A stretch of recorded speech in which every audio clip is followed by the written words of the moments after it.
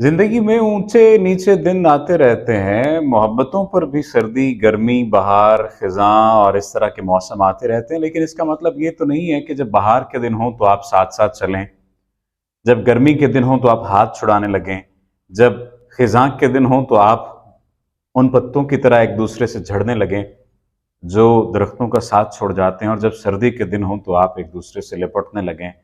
नहीं, ऐसा नहीं होना चाहिए। मुझे मालूम है, जिंदगी के जो सफर में हम सिर्फ सिर्फ मोहब्बत चाहते हैं, हम सिर्फ और सिर्फ खैर चाहते हैं, हम सिर्फ और सिर्फ ठीक तरह से जिंदगी गुजारना चाहते हैं। हम तकलीफ का सामना नहीं करना चाहते।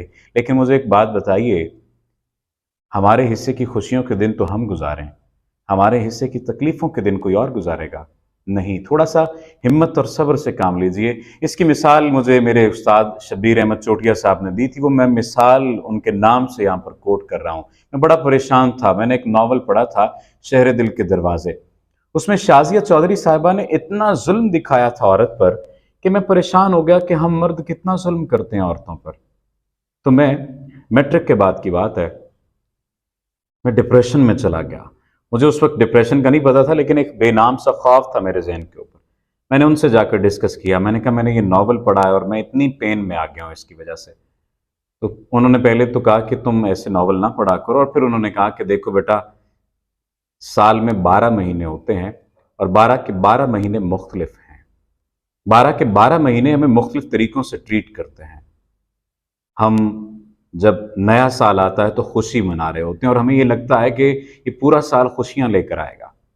लेकिन इस पूरे साल में मुहर्रम भी होता है, हम रोते भी हैं।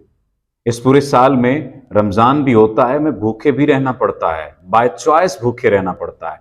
और उसी रमज़ान के बाद हम ईद भी मनाते हैं, हम खुशियां मनाते हैं ईद की। उसके बाद हमें कुर्बानी देना पड़ती है। जिंदगी भी इन्हीं महीनों की तरस पर गुजरती है।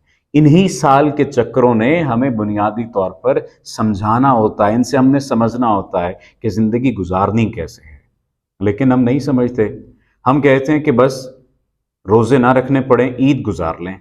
हम कहते हैं कि बस कुर्बानी ना करना पड़े, चटपटे मजेदार पकवान खा लें, जेब से कुछ ना जाए या अपने दिल पर भी कुछ ना आए। ऐसा होता नहीं है।